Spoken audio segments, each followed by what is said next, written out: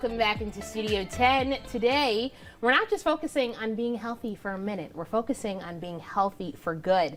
February is Heart Health Month, and Emily Ostroski, a dietitian from Michigan State University, is telling us why this is such an important conversation that we need to have, but also the steps that we need to take. How are you this afternoon, Emily? I'm doing well, thank you. Thank you so much for joining us. Now, February is Heart Health Month, but there's a lot of factors when it comes to our cardiovascular health that are out of our control, but there are a few that we do have control over. Can you tell us about that? Yeah, so we definitely have control over our diet, making sure that, we're eating a balanced meal and that we also know like our numbers when we go to the doctors. That's right, absolutely. So after we sit here, we talk with our doctor, kind of describe to us about what a balanced, healthy diet looks like. Now, I know everyone is a different shape, different size, but what's a good basis for us to start at? Yeah, just like you said, it's definitely individualized. We want to have a variety of food groups, so the fruits, the vegetables, proteins that can come from lean animal sources or plant-based,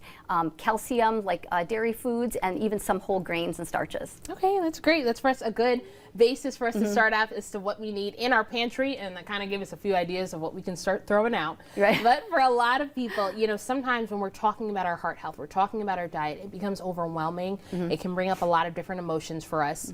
But there's a way that the American Heart Association has actually made it a little bit easier for us to spot the right foods when we're out in stores, right? Can you describe to us about what the heart check mark looks like? Yes, the American Heart Association has done a great job. They have put the check mark out so that consumers, like both of us, kind of know that the food aligns with their standards of being lower in fat, lower in sodium, and having essential nutrients in it. That is awesome. Okay. And what are some of those common heart check foods that we don't even realize, hey, this is something we can kind of throw into our grocery cart? Yeah, so I've seen it on a variety of foods. I've seen it on some low sugar O cereals, like the oat cereals. I've seen it on certain salmon, some egg whites. So there's certain brands that are affiliated with that check mark, which is cool. There you go. And also something to make it a little bit easier, especially after we've got all these ingredients, we bring them back to our house. That's when the real work really begins, right? Absolutely. So we have the new American Heart Association cookbook. Kind of talk to us about what we can find in here. Yeah, I really enjoy the cookbook. Whether you're cooking for one or you're cooking for a family, some of my favorites in there is cooking using like when you have like a sheet pan dinner. So you can just put together some chicken, some sweet potatoes, some green beans. You can use the seasoning that they suggest, or you could use your own salt-free seasoning.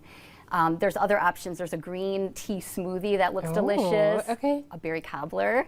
A berry cobbler? I know. Wait a minute, and that's on the healthy food list. Okay. I know.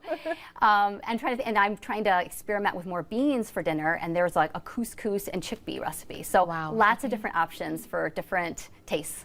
Lots of different options, and of course we can actually all pick up a cookbook just like this. But overall, especially as a dietitian, what are some things that you find that people, again, we get really scared, and sometimes it brings up a lot of emotions, it brings up a lot of different history when we talk about our diet and our heart health. But what is just really the first step that we can use and we can try when we're trying to take control over our health? It's just making small changes. We can't do it all at once, but grabbing a cookbook, trying some new recipes, trying to drink less of the sugared drinks. We know that's evidence-based for good health, is not drinking the sugar-sweetened beverages. That would be a good start, but just small steps and take it from there. Absolutely. Small steps go a very, very long way. Well, thank you so much for joining us and breaking down this topic with us today. But don't go anywhere just yet.